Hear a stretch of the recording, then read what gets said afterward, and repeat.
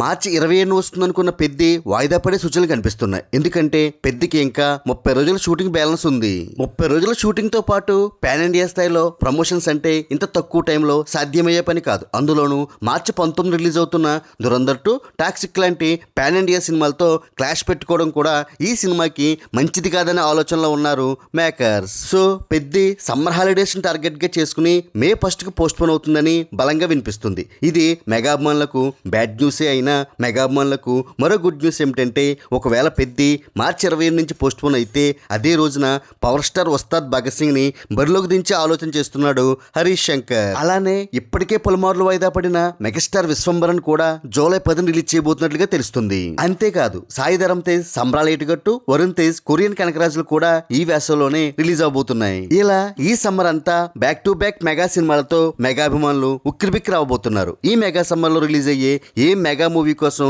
మీరు ఏగర్గా వెయిట్ చేస్తున్నారో కామెంట్ చేయండి. Like, share and subscribe cine master.